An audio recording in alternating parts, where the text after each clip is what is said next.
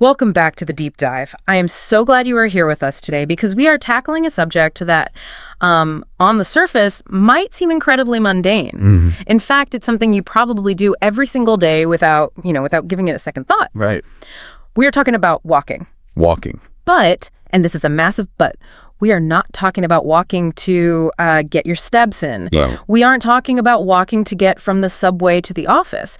We are talking about turning a simple, chilly winter walk into a high-level cognitive linguistic masterclass. It does sound like a bit of a paradox, doesn't it? It really does. Usually when we think about masterclasses or, intense learning, we picture a library, a lecture hall, or maybe sitting in front of a computer with a stack of textbooks. A very quiet, still image. It's a sedentary image, exactly. But the research and the source material we are diving into today, specifically a fascinating conversation between Emma and John from the Learning English podcast, they just flip that idea completely on its head. They really do. And I am a sucker for efficiency. I love the idea of killing two birds with one stone. If I can get my physical exercise in while simultaneously upgrading my brain software, And you're in. I am sold. But the source material suggests this is more than just multitasking, isn't it? It's not just listening to another podcast while you walk. No, it is much, much deeper than that. This is about what they call cognitive reframing. Okay. Emma and John are arguing that the environment itself, specifically the harsh, distinct landscape of winter, is the ultimate classroom. The classroom is outside. Right. They are proposing a method to move a learner from a, let's say, functional understanding of language, where you can just barely get by. The basics. The absolute basics, to what is known as C2 mastery. And the mechanism for that is the winter walk. I love that distinction. Functional versus mastery. I think a lot of us, myself included, live in that functional zone, especially when we are tired or busy. Of course. That's human nature. We see a tree, our brain just goes, tree. We feel cold, our brain says, it's cold. Check. Done. Move on. It's efficient, sure, but it's boring. It is boring, and it is low resolution. Think of it like a video stream. Functional language is like watching a video in 240p. Oh, that's a great analogy. It's blurry. You get the gist of what is happening, but you miss all the texture, the detail. The goal of this deep dive, really, is to help you upgrade your internal monologue to 4K resolution. Narrating in high definition. I literally wrote that down from the notes because I think that is such a cool hook. It is the perfect hook. Most people, when they go for a walk in January, February, what do? They bundle up, they put their head down to block the wind. And they put on headphones. And they put on noise-canceling headphones. They try to escape the environment. They're trying to disconnect. Guilty. I definitely do that. I'm usually listening to something to distract myself from the fact that my face hurts from the cold. Exactly. And that is the functional approach. You are surviving the walk. Getting through it. The method we are discussing today argues for the opposite. It argues for hyperconnection. It argues that you should take the headphones off and use that internal voice to narrate the reality in front of you, but with extreme precision. Okay, so it's not just passively observing. No, it's about actively hunting for the words to describe the reality, rather than just letting reality wash over you. So we are moving from being, passive passengers in our own bodies to being active narrators. Precisely. And in doing so, we aren't just learning words. We are learning to see. We're actually learning to perceive the world differently. Okay, let me pack this. The source material breaks this down into a few distinct categories, which I found really, really helpful. The first one is what they call the philosophy of precision, specifically regarding the weather. The weather is the perfect testing ground for this because it is so omnipresent yet. Well, we are so lazy about describing it. We are. It's the ultimate small talk trap. How are you? Good. How's the weather? Cold. Cold. It's a script. It is a script that shuts down the brain. It's cold, it's raining, it's snowing. Those are the default settings. Right. But the source argues that this is a trap. If you want to reach that C2 level of mastery, you have to force your brain to engage the senses, to find the specific texture of the air and the specific quality of the light. The source used precipitation as a great example of this, and I have to admit, I learned some actual science here. Me too, actually. Emma mentioned that she actually had to go home and research the difference between sleet, hail, and freezing rain. And this is a classic example of how language learning drives knowledge. It's not the other way around. Okay. You realize you don't have the words, so you have to go out and learn the concept. It creates the need to know. So let's do a quick science lesson, because I think this distinction is crucial for anyone who wants to try this. What is the difference? Well, let's really look at the nuance here. To the functional brain, it's all just ice stuff falling from the sky. Agrees. Annoying ice stuff. Annoying ice stuff, right. But to the master observer, they are totally different phenomena. So sleet is basically a frozen raindrop. It freezes before it hits the ground. Okay, so it's already a little ice pellet when it's falling. It is. That's why when it hits your jacket or the pavement, it bounces. It has that little tink, tink, tink sound. Exactly that sound. It's a pellet. It's dry in a way. Now, freezing rain is completely different. It's sneakier. Sneakier, how? It falls as a liquid. It looks just like rain, but it is what's called supercooled. The moment it touches a surface, your windshield, the road, a tree branch, it freezes instantly on contact. Oh, that's the dangerous stuff. That's what coats the world in a sheet of glass. That's the black ice creator, right? It creates a glaze. So sleet bounces, but freezing rain glazes. And what about hail? And then you have hail, which is usually a summer phenomenon, actually. It's formed in thunderstorms, where balls of ice are cycled up and down in the storm clouds, getting bigger and bigger until they get heavy enough to fall. So if you are on your winter walk and you say, ouch, it's hailing, you're probably scientifically wrong. You are likely wrong. It is almost certainly sleet. Now you might ask, why does this matter? Why be such a pedant about it? I was just going to ask that. I mean, is this just about being a weather know-it-all? No, not at all. It is about the relationship between the observer and the world. If you can look at the sky and correctly identify, this is sleet, look at how it bounces off the car, you have transformed a vague complaint, the weather is bad, into a precise scientific observation. Okay, I see. You've engaged your critical thinking skills. You are present. You aren't just a victim of the cold. You are an analyst of it. Exactly. And that shift in mindset is what allows you to learn the language on a much deeper level. You aren't just memorizing lists of words from a textbook. You are attaching words to specific, tangible, physical realities. It makes the world feel more high resolution. And speaking of high resolution, let's talk about visuals. The source had some incredible examples of this idea of visual specificity. Yep. Moving from I see a thing to I see a scene. This is a transition from identification to description. Identification is simple. It's, that is a bird. Description is, well, let's look at the example Emma gave in the source. The snow buntings. I loved this image. It was so unexpected and so perfect. It is a beautiful image. So, for context, she sees a flock of snow buntings. Now, for those who don't know, these are small birds with white and brownish black markings. Very common in winter landscapes. And instead of saying, I saw a flock of birds, which is fine, but, it's boring. It's 240p. It is. She described them as little spice drops scattered against the white snow. Spice drops. Let's just sit with that for a second. Let's analyze that choice. Why is that so much better than small birds? Well, it instantly took me back to my grandmother's house. Spice drops are those old-fashioned gumdrop candies. They're coated in sugar. They're red, green, orange. It gives you color, right? Spice drops are jewel-toned, but it also gives you shape. They are small, round, sort of squat. And texture, that sugary coating against the crystalline texture of the snow. That's a great point. It's all about the contrast, isn't it? The snow is this flat, infinite, monochrome white, and the birds are these little bursts of chaotic color and shape. And the verb she chose, scattered. Yes. Talk about that. You don't stack spice drops neatly. You throw them. They spill. So scattered implies a randomness, a kind of playfulness. It's not an organized formation. It paints a complete picture. If I say birds, you imagine a generic, abstract bird in your head. If I say spice drops scattered on snow, you imagine a very specific scene. You can see it. You can almost taste it. That is the core of the deep dive mission here. We want to move from communicating facts to transmitting images. The goal is for the listener to be able to see what you saw in their mind's eye. They had another example that was less poetic, but just as powerful. It was about a tree. Now, trees in winter can be kind of, depressing. They can look like just dead sticks. They can be. Or they can be incredibly dramatic. The source compares saying that is a tree to saying, look at that tall, bare tree silhouetted against a steel gray sky. Steel gray. That is such a specific color. It's not just gray. Exactly. What does steel gray evoke for you that gray doesn't? Well, steel is hard. It's cold to the touch. It's heavy. It feels industrial, almost. Unforgiving. Yes. Cotton gray would be soft and fluffy. Ash gray would be dusty and sad.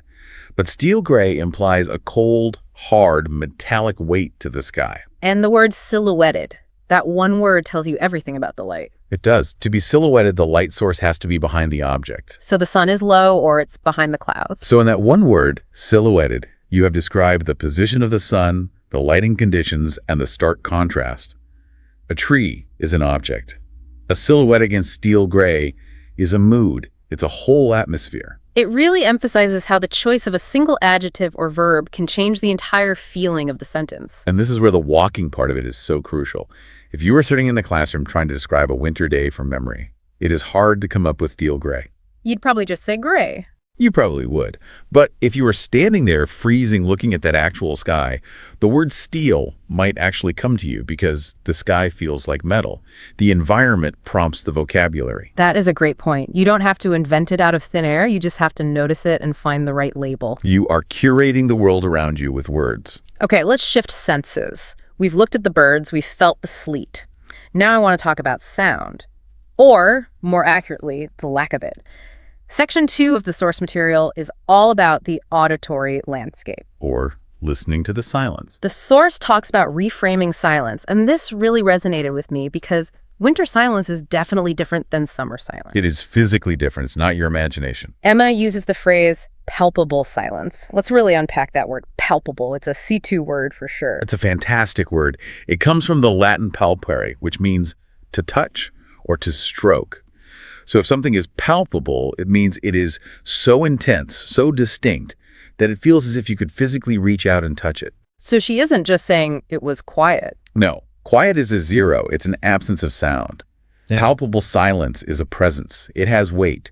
It presses in on you from all sides. It's like when you are in a soundproof room or a deep library or a thick forest, you can almost feel the silence on your eardrums. And in winter, after a fresh snowfall, there is a scientific reason for this palpable quality. The source mentions the physics of snow. Snow acts as a natural sound dampener. I learned this from the notes. Fresh snow is porous, right? It's not a solid block of ice. Exactly. It is filled with tiny, tiny air pockets between all the snowflakes. When sound waves hit the snow, they don't bounce off like they would off concrete or frozen dirt. They get trapped in those millions of air pockets. So the snow is literally absorbing the sound. It absorbs the sound. The world literally turns down the volume knob for you. And that leads to these other great vocabulary words they mention, like muffled or hushed. Yes. Let's talk about those. Muffled. Muffled sounds like you are putting a thick blanket over a speaker. The sound is still there, but it's lost all its sharpness. That is essentially what the snow does. It muffles the sound of traffic from the nearby highway. It muffles the sound of your neighbor's dog barking. And hushed feels a bit more, I don't know, poetic. More intentional. I think so too. Hushed implies intent. You hush a baby. You hush a crowd before a big speech. So a hushed forest implies a sense of reverence. It feels sacred, almost like a church. So if you are narrating your walk, you can say, the world felt hushed today. That conveys a totally different emotion than just saying it was quiet. And because that background noise is dampened, the specific sounds that do exist become much clearer. They pop. Yeah. The source highlights the sound of walking itself. The rhythmic crunch of boots on packed snow. Crunch, that is classic onomatopoeia. The word sounds like the action. You can hear it. You can, but adding rhythmic gives it a cadence. It implies you are walking with purpose. You aren't stumbling or shuffling, you are marching. It has a beat. And then there is the wind. The wind is often the villain of the winter walk. It is the main antagonist, for sure. And the vocabulary for wind is just vast. The source mentioned the whistling wind, which suggests it is passing through small gaps, through pine needles or the crack in your window frame. It's high-pitched and almost musical. And then there's the biting wind. That shifts from sound to feeling, doesn't it? It bites. It has teeth. It stings the skin. It's an aggressive action. But the metaphor that John used in the source, wow. This one really stuck with me. He compared the wind to a surgeon's scalpel. That is a masterclass in metaphor. It's so precise. It's visceral. I mean, a surgeon's scalpel, it's almost unsettling. Think about why that works so well. Why not just a knife? Why not a sword? Why a scalpel specifically? A sword is clumsy. It's a big, broad weapon. A kitchen knife is kind of messy, utilitarian. A scalpel is precise. It is incredibly sharp, and it's cold. Sterile. Exactly. It implies a clean, deep cut. It implies that the wind finds the one tiny gap in your scarf right at your neck and slices right in. It's not a blunt force, it's a surgical incision. It makes me shiver just thinking about it. The wind felt like a surgeon's scalpel. It conveys a sensation that is sharp, sterile, and almost violating. It evokes physical empathy. If you tell a listener it was windy, they nod their head. They get it. If you tell them the wind was like a scalpel, they wince. They feel it on their own cheek. That is the power of C2 vocabulary right there. You aren't just reporting facts from your walk. You are transferring sensations to the listener. You are bridging the experience gap between you and them. Which brings us perfectly to the next section in the source material. Figurative language. Because sometimes you are describing this stuff to people who have literally no idea what you were talking about. Right. The source mentions this great challenge, trying to describe ice to a cousin in Australia who has never even seen snow. That is a tall order. If you grew up in the tropics, the concept of a frozen river just sounds like a giant ice cube tray. It's abstract. Exactly. They lack the context. The frame of reference isn't there, so a direct description fails. You can't just say it's hard water. Yeah. You have to use simile and metaphor to connect the unknown to something they already know. So Emma used two different metaphors for the same frozen river, and I love how they create totally different moods. First, she called it shattered glass. Shattered glass. What does that immediately make you think of? Danger, broken windows, car accidents, sharp edges, do not touch. It feels destructive. Right. Even if you have never seen a frozen river, you have definitely seen a broken bottle or a shattered pane of glass. You know that chaotic, jagged pattern. You know it signifies brokenness and risk. So she says the river looks like shattered glass. I know it's uneven. I know it's messy and probably dangerous to walk on. But then she completely flipped it. She offers a second metaphor for the same surface. A mosaic of fractured light. Ooh. See, that sounds fancy. That sounds beautiful. It does. A mosaic is a piece of art. It is intentional. It's beautiful. You find them in cathedrals. And fractured light suggests sparkle, reflection, geometry.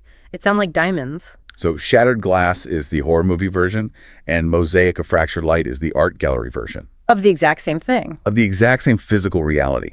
And that is the role of figurative language. It pushes the speaker to interpret reality, not just report it. When you look at that ice, are you seeing danger or are you seeing beauty? Your word choice reveals your perspective. It exercises the creativity muscles. You have to look at the river and ask, what else is this like? And that kind of lateral thinking is what leads to true fluency. It's all about making connections between seemingly disparate things. Now, speaking of connections, let's go inward. The source talks a lot about the psychology of the walk, how the external landscape affects our internal mood. This is often called the pathetic fallacy in literature, where the weather reflects the internal state of the characters. But in real life, it's just, well, it's emotional projection. It happens all the time. The source mentions the vocabulary of mood. For example, the word melancholy. Melancholy is such a beautiful word. It is often misused as just a synonym for sadness, but it's much more nuanced than that. It's not depression, right? It's not a clinical thing. No, depression is heavy, it's crushing. Melancholy is lighter. It's a pensive sadness. It's the feeling of looking at old photographs or listening to a sad song that you love. It's a gentle, reflective mood. And a gray, still winter afternoon feels exactly like that. It's quiet. It invites you to think, to reflect. So if you describe the day as melancholy, you aren't just describing the color of the clouds. You're describing your soul's reaction to the clouds. Or, on the flip side of that, they mention the invigorating feel of crisp air. Invigorating, to give vigor, to give life and energy. It wakes you up. It almost slaps you in the face, but in a good way. Right. That first breath of cold air that hits your lungs, it almost makes you cough. It's a shock to the system. So this whole practice turns a simple weather report into a kind of diary entry. You are articulating the emotional landscape alongside the physical one. The cold was invigorating. The gray was melancholic. You are telling a story about yourself. And this bleeds into the culture, too. The source had a fascinating section on idioms. It turns out the English language is kind of obsessed with winter. We are a northern people, linguistically, I guess. Our metaphors are frozen. They really are. They mention the phrase snowed under. I'm completely snowed under at work. Yeah. Imagine the visual there. You are literally buried. You are trapped. You cannot move because the weight of the work is like a massive drift of snow. It implies a sort of helplessness, like you're overwhelmed. And how about cold snap? A cold snap? That sounds so sudden. Like a twig snapping. It suggests a sudden, violent break in the weather pattern. It's not a gradual cooling. It just happens to you. And the most famous one, of course, giving someone the cold shoulder. The cold shoulder, ignoring them intentionally. It's interesting that we culturally equate cold with mean or unfriendly. We do, consistently. He was distant. Her stare was icy. The reception I got was frosty. In English, emotional warmth is the ideal. Coldness is rejection and unkindness. So using these idioms correctly shows that you understand the culture, not just the dictionary definitions. You understand that in our culture, being cool is good, but being cold is bad. Exactly. You're tapping into the cultural psyche of the language. Okay, this is all amazing stuff. We've covered the science of sleet, the poetry of spice drops, the psychology of melancholy. But I can hear the listener at home asking, how do I actually do this? I'm not a poet. I'm just a person walking my dog. A very valid question. And this brings us to the most practical part of the deep dive, the practical methodology, how to turn all this theory into actual practice. The source gives us 3 specific techniques, and I have to warn you, the first one requires a little bit of bravery. A little bit of shamelessness, maybe. Yes. The crazy person method. Narrating out loud.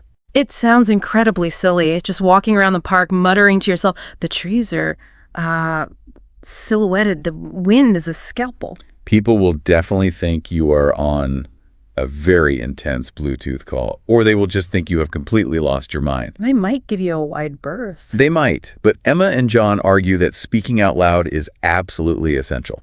Why, though? Why can't I just think it in my head? Because thinking is nebulous. That's the word they use, and it's perfect. When you just think, your brain uses shortcuts. You have a vague concept of the tree, a feeling, but you don't actually form the sentence structure. It's what some people call mentalese, right? It's abstract thought, not language. Exactly. But when you force yourself to speak, you force the brain to collapse that wave function. You have to pick one specific word over another. You have to conjugate the verb correctly. You have to organize the syntax. It forces immediate word retrieval. And it exposes the gaps in your knowledge. That is the absolute key. You might think you know how to describe the ice on the puddle, but when you try to say it out loud, you stumble. You go, it looks like sparkly, broken, water stuff. Boom. And now you know your gap. Now you know your gap. You realize, I don't have the word for this. And that realization is the first and most important step to learning it. Which leads directly to technique number 2, the recording. This is what they call the brave move. I hate listening to my own voice. I think everybody does. It makes me cringe. It is a universally disliked experience. Yeah. But it is probably the most valuable tool you have if you don't have a teacher walking right next to you correcting you. Because the idea is you record your out loud narration on your phone. Just on a voice memo, yeah. Yeah. And then, when you are back inside, warm and cozy with a cup of tea, you listen to it. And that is when you hear all the mistakes you didn't know you were making. You hear the pronunciation errors, you hear the flat robotic intonation, you hear yourself saying it is cold 5 times in a row instead of using more interesting words like biting or crisp. It provides the feedback loop that you need to improve. Exactly. You become your own coach. It's uncomfortable, but it's invaluable. And technique number 3 is much simpler. It's the mobile vocabulary workshop. This is just about having the right tools.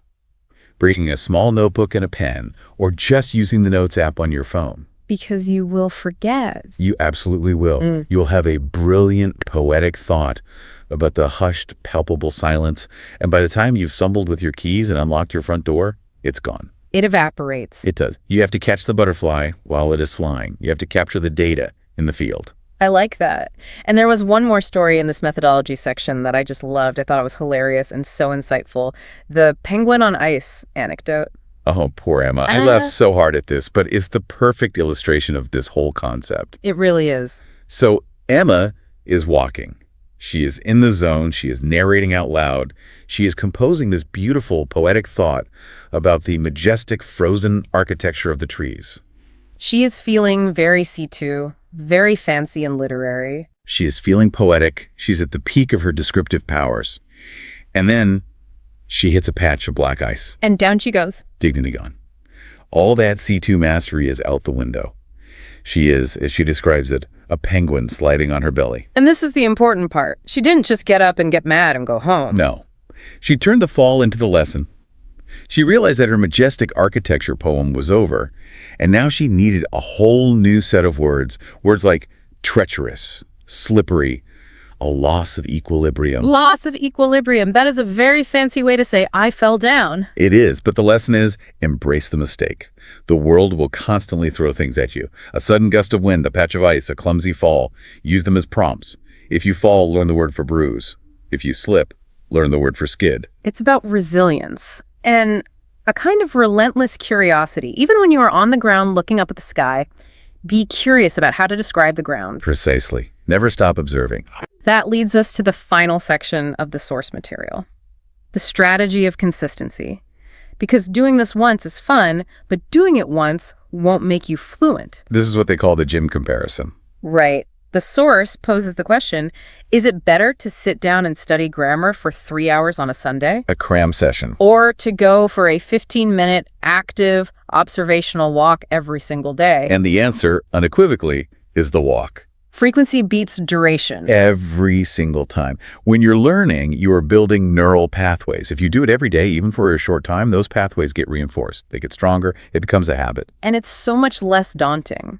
The thought of a 15-minute walk is easy to face. The thought of 3 hours of grammar tables is a nightmare. It's something you'll put off forever. And then there is the joy factor. Yes. The source talks about ditching the headphones not just as a matter of discipline, but as a path to pleasure. If you can train yourself to enjoy the hushed atmosphere, if you learn to find beauty in the spice drops on the snow, you'll actually want to go for the walk. It stops being a chore you have to do for your English learning. It becomes a treasure hunt. And joy is the ultimate fuel for consistency. If you enjoy it, you will do it day after day.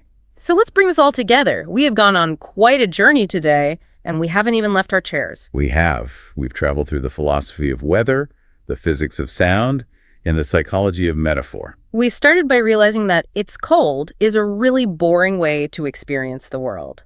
We learned to distinguish sleet from hail, not just to be smart, but to be precise. We learned to see spice drops in the snow.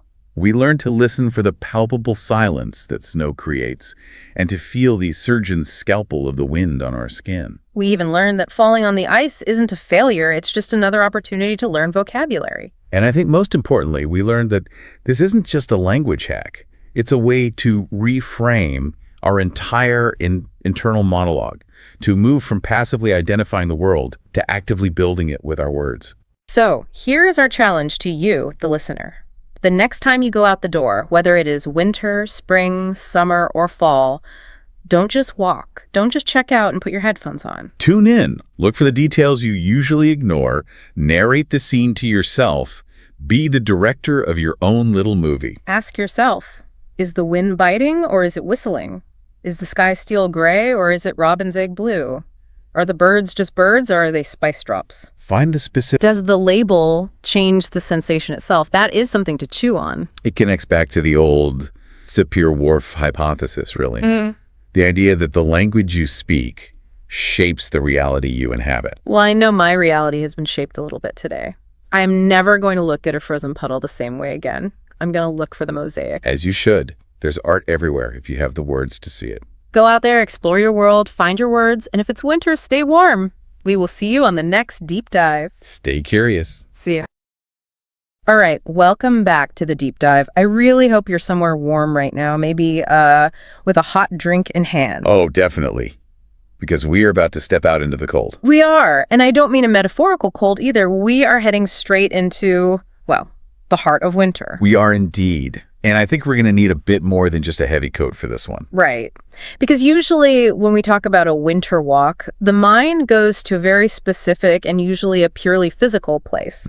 It's that brisk march to, burn off the holiday cheese, or it's that terrifying, shivering dash from the car to the front door because you forgot your gloves. It's functional. It's functional. It's about survival, or at best, it's just getting some fresh air. It's often viewed as a chore, isn't it? Something you have to endure until spring comes back and makes the outside world hospitable again. Exactly. But today we're looking at a stack of research, specifically a really, really fascinating session from the Learning English podcast that suggests a winter walk can be something else entirely. Something more. So much more. The source material argues that a winter walk can actually be a gym for your brain. That's a great phrase. It's not just in that vague fresh air clears the cobwebs kind of way either. Yeah. We are talking about a specific, targeted, linguistic workout a way to stretch the cognitive muscles that, for a lot of us, usually atrophy when we go into hibernation mode. And this is where it gets really interesting for me. We're diving into the concept of C2 vocabulary and advanced description. Now, for anyone listening who hasn't spent years inside the common European framework of reference for languages, let's just clarify what C2 means. Right. It's important. It's not just good English, is it? Not at all. No. C2 is. It's mastery. It's the absolute top of the mountain. C1 is advanced, certainly, but C2 is effectively the level of a highly articulate, educated native speaker. So what's the difference, like in a practical sense? Well, it's the difference between being able to order a coffee and being able to write a philosophy dissertation about the socioeconomic implications of that coffee. That distinction is so key. And the premise of this source material, it just hooked me immediately because it takes something so accessible, that mundane walk around the block that you've done 1,000 times, and it turns it into a high-level training ground for that very mastery. It is a compelling concept. Yeah. Because most of us, and I mean even native speakers, we go through life with what I'd call default mode settings on our observations. What do you mean by default mode? Well, you see a tree, your brain labels it tree, and you move on. You see snow, you think cold, and you just keep walking. You're just pattern matching. Exactly. You're pattern matching to ensure you don't die. It's efficient. It stops us from walking into traffic or, tripping over a curb. Precisely. It's survival mode. But what this source material argues is that by intentionally shifting our internal monologue to a mastery level, by forcing ourselves to use C2 structures and vocabulary, we don't just improve our language skills. It's more than that. It's so much more. We actually change the way we perceive the reality around us. That's the aha moment for me right there. We aren't just talking about learning fancy words to impress people at a dinner party. No, not at all. We are talking about moving beyond those simple observations like the tree is tall and unlocking these complex, nuanced narrative structures. It's about, seeing the world in high definition. That's a perfect way to put it. High definition. If you think about standard observation, it's functional. It gets you from point A to point B. But the mission of this deep dive today is to explore how we can describe a winter landscape using advanced grammar, precise vocabulary, and sensory details that, usually go completely unnoticed. It's about taking the filter off the lens. It is. And I want to be really clear to everyone listening. You do not need to be a linguist or a language student to get value out of this. Oh, absolutely not. This isn't just for people prepping for an exam. This is for anyone who wants to sharpen their powers of observation. Because, as we're going to see, winter has this sort of hidden world. It really does. The sources talk about the bones of the landscape and even get into the philosophy of Hig. It's going to be great. It really is about mindfulness disguised as vocabulary practice. I mean, think about it. When you force yourself to describe something accurately, you are forced to look at it closely. You have to pay attention. You have to. You can't describe the specific way light hits a snowbank unless you stop and actually look at the light hitting the snowbank. You have to engage. Okay, so let's unpack this. The source material kicks off with a really interesting point about what it calls the grammar of observation. I think most of us, when we're walking around and thinking, we think in these really simple declarative sentences. It is cold, the wind is blowing, I am hungry. Right. It's the subject-verb-object trap. Yeah. The snow is white. It's efficient, sure, but it's flat. It's boring. And crucially, it doesn't require much brain power. Not at all. The source highlights a strategy to break out of this. Forcing yourself into complex structures to challenge the brain. It's like adding weight to a barbell. If the snow is white is lifting just the bar, this strategy is adding plates. So what's one of those plates? Where do we start? The first one they suggest is using hypothetical situations. Conditionals. Conditional. So if this, then that. Now, why does that matter on a walk? Why are we playing what-if games with the weather? This is fascinating because it shifts your brain from being purely observational to being predictive. Okay. In the source, they give a great example. Instead of just noting, it is snowing hard, you force your internal narrative to say something like, if this blizzard continues, the roads will become treacherous by nightfall. If this blizzard continues, the roads will become treacherous by nightfall. No! Just saying that out loud feels different. It adds stakes. It adds a little bit of drama. It does. But think about the cognitive load there. Grammatically, you aren't just processing the present moment. You're analyzing the rate of snowfall.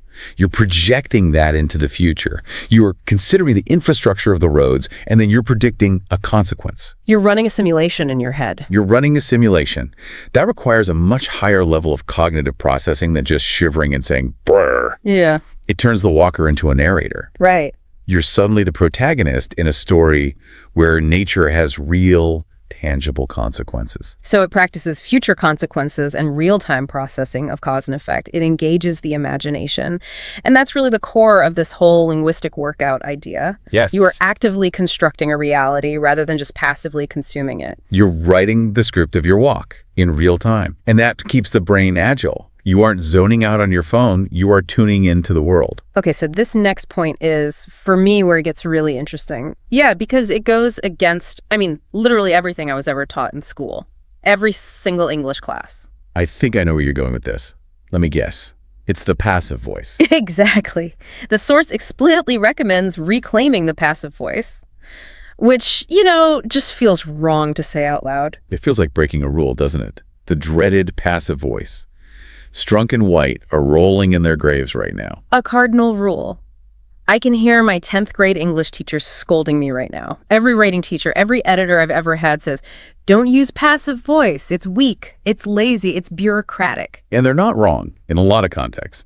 But the expert in the source material, a woman named Emma, makes a really strong case for it in this specific context. Okay, so let's get into that. Why do we usually hate it? Well, you said it. It's bureaucratic. It's usually because it hides the blame, right? The classic example is mistakes were made. Who made them? We don't know. Or the window was broken. Exactly. Who broke it? It feels evasive. It removes the actor from the sentence. It's the language of politicians trying to avoid a scandal. Right.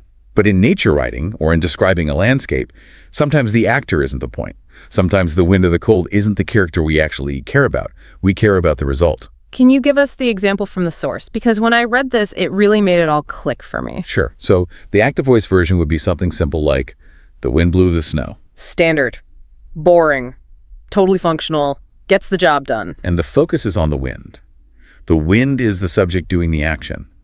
But the source suggests flipping it. Using the passive voice, you get, the snowdrifts were sculpted by the wind. The snowdrifts were sculpted by the wind. That feels completely different. It sounds, elegant. It is. And let's look at why that is. First, the subject of the sentence becomes the snowdrifts. So our focus is immediately on the object that has been changed. Okay. But the real magic is in the verb choice. That past participle sculpted. Sculpted implies intention. It implies art. It's as if a masterpiece is being created, not just a mess being made. That's it. It transforms the wind from just a moving air mass into an artist. It implies a specific aesthetic outcome. If you say, the wind blew the snow, it sounds chaotic. You picture snow flying everywhere. The blizzard, a whiteout. Right. But if you say, the snowdrifts were sculpted, you see beautiful curved lines, you see structure, you see design. It's deliberate. It creates what they call a poetic shift. That's the term they use. The takeaway here is that the passive voice, used carefully, creates a focus on the landscape being shaped by forces. It makes the description feel timeless and well-carved. It's less about the action of the moment, the gust of wind hitting your face, and more about the state of the world that the wind has left behind. It's almost like looking at a statue. You don't look at Michelangelo's David and say, someone chipped this marble. No, you say, this marble was carved. Exactly. You focus on the creation, not the tool. So the permission slip is officially signed. Mm-hmm. You can use passive voice, provided you're using it to highlight the result on the landscape. So we've got our grammar weights conditionals for adding stakes and drama, passive voice for artistic focus. Now let's look at what we are actually seeing. The source material spends a lot of time on the visual anatomy of winter. And there is this beautiful metaphor they use that I just love, the bones of the landscape. This is one of my absolute favorite concepts in nature writing. It frames winter not as a lack of something, but as a revealing of something. Revelation. Yes. The source contrasts summer and winter. Summer is described as lush and hidden. Right. And you know exactly what they mean. Think about a forest in July. It's just a wall of green. You can't see 5 feet into the woods. It's full of secrets. It's wearing a very, very thick coat. It's all costume. It's loud. It's vibrant. It's almost overwhelming. But winter strips it all away. It reveals the underlying architecture of nature. The source describes trees as skeletal fingers reaching for the sky. Skeletal fingers. That is such a distinct and powerful image, it immediately changes the mood. It sounds a bit gothic, honestly. A little bit spooky. It does. It changes the scene from vibrant and alive to stark and, well, skeletal. When you look at a tree in winter, you are seeing the fractals of the branches, the way the trunk twists and turns. You see the struggle of the tree's growth. You see the scar tissue from old wounds. In summer, that's all masked by leaves, by green. It's completely hidden. So describing winter requires a vocabulary of anatomy, of structure, of geometry. You have to talk about angles and lines, not just colors. It feels more honest in a way, like you're seeing the truth of the tree for the first time. That's a great way to put it. You are seeing the bones. You're seeing the foundation upon which the summer builds itself. And it's not just the objects in the landscape, it's the light itself. The source points out that winter light is fundamentally different from summer light. Yes, completely. I've noticed this, of course, but I've never really had the words for it. Why does it look and feel so different? Well, the source identifies two specific modes of winter light. First, you have that low, diffused light. You know the days when it's cloudy, gray, the sky feels heavy and close? Oh, yeah. It feels like the whole world is inside a Tupperware container. It's flat. There are no shadows. Everything is just beige or gray. Exactly. It flattens everything. It removes depth and contrast. But then you have the second mode, the dazzling, blinding light when the sun actually comes out and hits the snow. Oh, that's the wear your sunglasses or go blind mode. It's incredibly intense, almost painful. It is. And that brings us to a specific art term the source dives into, which is just perfect for this. The term is chiaroscuro. I have not heard that word since college art history 101. I have this vague memory of looking at slides of paintings in a dark room. Let's refresh everyone. Of course. Chiaroscuro comes from the Italian words for light dark. In art, you should think of painters like Caravaggio or Rembrandt. Lots of drama. Tons of drama. It's the use of strong, extreme contrast between light and dark to create a sense of volume, mood, and drama. And the source argues that a winter landscape is a natural lesson in chiaroscuro. Is that because you have the bright white of the snow and then the dark tree trunks? That's the most obvious example. But it's more than that. Think about summer shadows. They're dappled.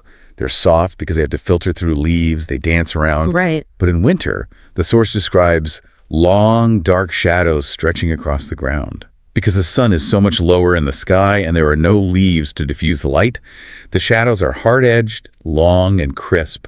They're like cutouts. And they call the landscape a monochrome canvas. Which is such a beautiful way to put it. When you strip away the green, the red, the yellow of the other seasons, you are left with value, with light and dark. So if you're out there narrating your walk, don't just say it's sunny. Look for the chiaroscuro. Look for the drama of a long, sharp shadow cutting across a white field. It creates a high contrast world. It sounds almost cinematic, like an old black and white noir film. It really does. It draws your eye to form. Yeah. Without all that color to distract us, we are forced to focus on shape and shadow. And speaking of cinematic moments, we have to talk about the moose. The moose. Yeah. Yes, we absolutely have to talk about the moose. This is such a great anecdote from the source. One of the hosts of the original podcast, a guy named John, he talks about a walk he took in Canada, and he sees a moose. A big deal. A very big deal. I've never seen one in the wild, but I hear they are, large. They are gigantic. They are surprisingly tall, almost awkwardly so, and they have this strange, quiet grace to them. But John admits that when he tried to tell the story later, his language completely failed him. He just kept saying, it was big. Which is the trap of functional language again, isn't it? Yeah. Big is factual, it is accurate, but it is so uninspiring. Right. It doesn't convey the experience of the moose. Big is a measurement. It's not a feeling. You can have a big sandwich, you can have a big truck.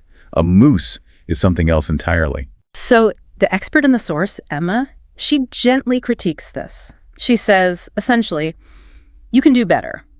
And she offers alternatives. She suggests words like imposing and massive. And let's just pause and look at why those words are so much better. Massive suggests weight, gravity. It implies a density, a physical presence that takes up a lot of space. Okay, that makes sense. But imposing, that's a psychological word. If something is imposing, it is dominating the space. It demands your attention. It implies a relationship between the viewer who is small and the moose who is in charge. Imposing puts you in your place. Exactly. It sets the hierarchy in the scene. You are small. It is large, and you are aware of that power dynamic. And they paint the visual context so well, too. The moose wasn't just standing there in a field, it was standing in a frozen lake. A dark figure against a stark white background. Chiaroscuro again. There it is. Exactly, it's all connecting. And John, the host, he eventually lands on the perfect word. He describes the encounter as prehistoric. And that is the key shift. That is the C2 moment. Why that word? Because big describes size. Prehistoric describes time and feeling. Describing the moment as prehistoric transports the listener. It suggests that this animal belongs to an older, wilder world. A world before us. A world before us. It changes the emotion of the encounter from, I saw a large animal, to, I witnessed something ancient and primal. It turns a simple nature walk into a scene from Jurassic Park. It does. It contextualizes the animal not just in space, but in history. And that's the power of specificity. Changing one single word changes the entire movie playing in the listener's head. Big creates a generic, fuzzy image. Prehistoric creates an atmosphere. You can almost feel the cold breath of the animal when you say prehistoric. But what if you don't see a moose? I mean, most of my winter walks, I don't see any animals at all. I just see snow, maybe a squirrel if I'm really lucky. But the source says I'm missing the point if I think nothing is happening. You are. And this brings us to what they call the detective game. I love this concept. It turns the walk into a little mystery novel. The idea is that even if the animals are hiding, which they often are in winter because they're trying to conserve heat, the landscape reveals their presence in a way that summer never, ever does. How so? Well, in summer, an animal walks through the grass, and the grass just springs back up, no trace. In winter, the snow records everything. It's a recording medium. It's like a photographic paper. It is. It's a blank page. The source mentions specific examples. The delicate, tiny footprints of deer, or the tracks of a rabbit crisscrossing a meadow. So the walk becomes an investigation. You're not just walking, you're looking for clues. And this leads to a really deep insight that's mentioned in the material. There is a hidden world that is active while we aren't looking. When you see those rabbit tracks, you know that hours ago, maybe while you were sleeping, life was happening right here. The drama played out. It makes the landscape feel populated, even if it looks completely empty. Exactly. It adds a layer of narrative. You start asking questions. Who was here? Where were they going? Was something chasing them? The snow holds the history of the last 24 hours. So if you just walk past thinking the snow is white, you miss the entire story written on the ground at your feet. You're walking through a crime scene or a drama scene, and the script is written right there in the snow. And that changes your relationship to the silence, too. How do you mean? Well, it's not an empty silence anymore. It's a pregnant silence. It's the silence after the action has already happened. That's a great observation, yes.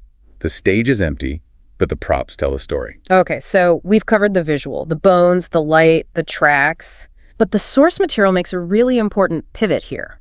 Winter isn't just visual. In fact, some of the most powerful descriptions of winter are completely non-visual. We rely so heavily on our eyes. We are very ocular-centric creatures. But winter is a full sensory experience, and we often forget that. They bring up the sense of smell, specifically the smell of wood smoke. This is a universal trigger, isn't it? Yeah. The source describes approaching a village and smelling wood smoke.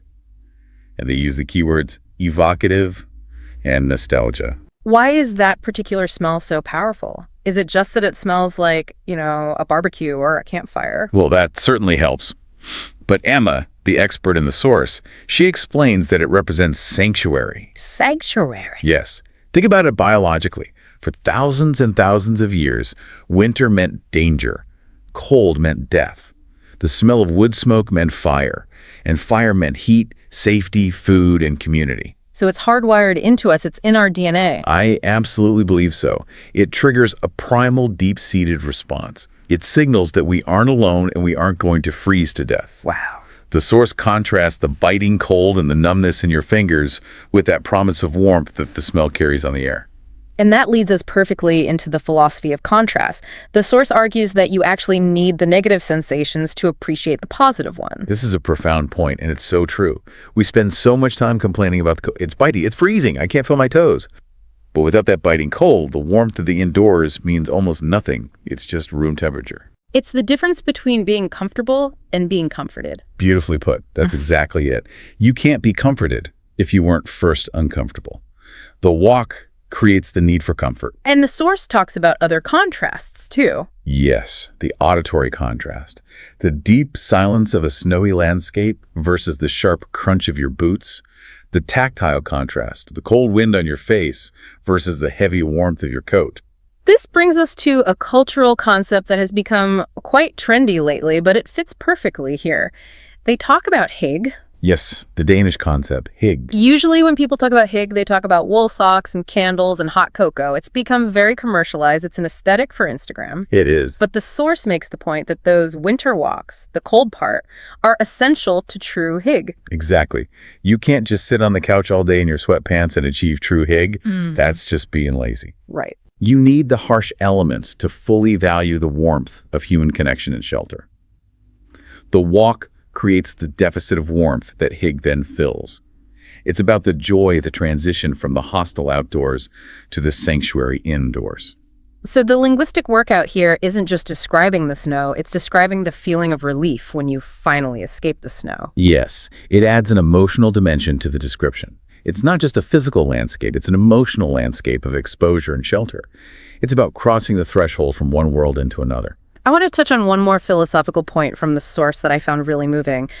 It's about reframing the very common idea that nature in winter is dead. This is such a common misconception. We look at the bare trees, the brown grass, the frozen ground, and we think death. We think the world has ended and we just have to wait for it to be reborn. But the source challenges this with one specific word: dormancy. Dormancy. It sounds so much softer, doesn't it? It sounds purposeful. It does. It implies a temporary state.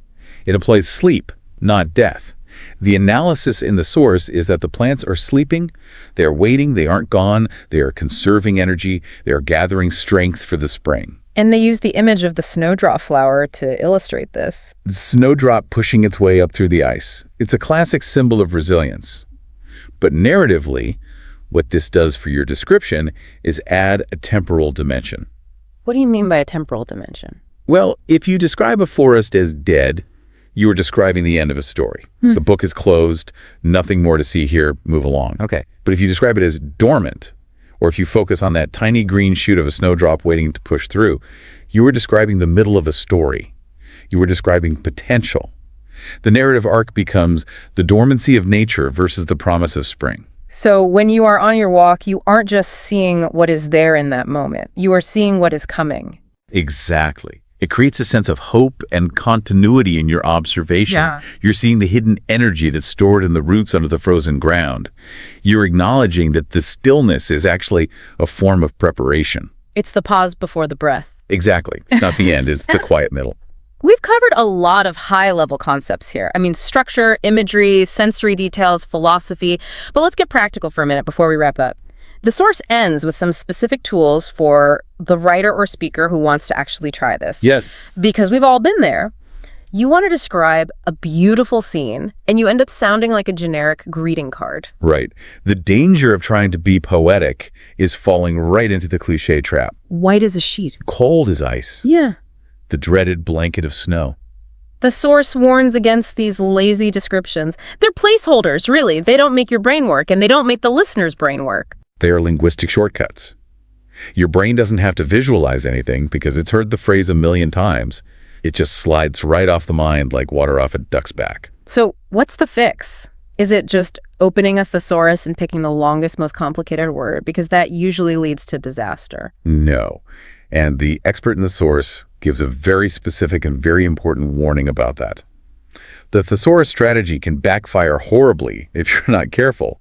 She points out that synonyms are rarely, if ever, perfectly synonymous. They carry different weights, different feeling. Exactly. They give the example of glare versus shimmer. This is a perfect case study. If you look up the word shine in a thesaurus, you might find both glare and shimmer. But are they interchangeable? Absolutely not. Glare hurts. Glare is aggressive. It's like an interrogation light. Or when you're driving into the sun without a visor and you can't see anything. Right. Glare implies a harsh, blinding light. It's hostile. It pushes you away. Shimmer, on the other hand, is gentle. It's magical. It implies movement and softness. It beckons you closer. Think of moonlight on water. So context is everything. The word choice dictates the entire atmosphere of the scene.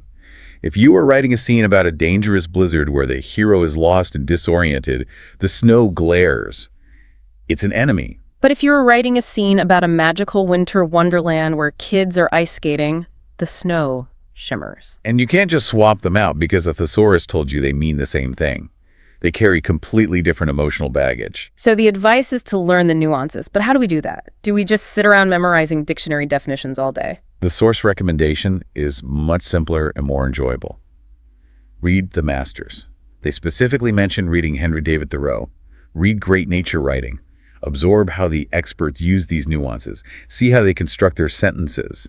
And then eventually you start to find your own voice. It's about input and output then. You need the good data coming in, reading Thoreau, listening to deep dives like this, to get the good data coming out when you're on your walk. Absolutely. You are building a database of possibilities in your head. Yeah. You can't use a tool that you don't have in your toolbox. If you've never seen how a great writer describes the particular blue tint of snow and shadow, you might never even notice it yourself. So bringing it all together now, we started with a simple, maybe even boring, winter walk. But through the lens of this source material, we've turned it into a masterclass in observation. We really have. We've moved from the grammar of conditionals and the passive voice-using structure to shape reality, all the way to the art of chiaroscuro and visual contrast. We've talked about the emotional weight of a single word, like imposing versus big, and the fun of the detective game of reading tracks in the snow. We've explored the sensory power of smell and the cultural importance of hygge, realizing that the cold is actually necessary for the warmth to have meaning. And we've reframed the supposedly dead landscape as a dormant one, full of potential and resilience. It really connects back to what we said at the very start. This makes you a more active participant in your world. You aren't just walking through the landscape. You are engaging with it. You are translating it. You are co-creating the experience. It honestly makes me want to put on my boots and go outside right now. Me too. The world looks different when you know what to look for, doesn't it? It really does. But before we go, I want to leave the listener with a final thought to mull over. We talked a lot about how winter reveals the bones of the landscape because the lushness of summer is gone. The underlying architecture, the truth of the tree. Right. So here's the provocation for you. If winter reveals the essential truths of nature by stripping away all the decorations, what essential truths are revealed in our own lives when we strip away the lushness of our own distractions? When we are cold, when we are walking alone, when the noise of daily life finally stops? What are the bones of your own life that you suddenly see? That is a powerful question. The winter walk might just be the best place to find the answer. Stay warm, everyone, and keep observing. Thanks for listening to this deep dive into the language of winter. Take care.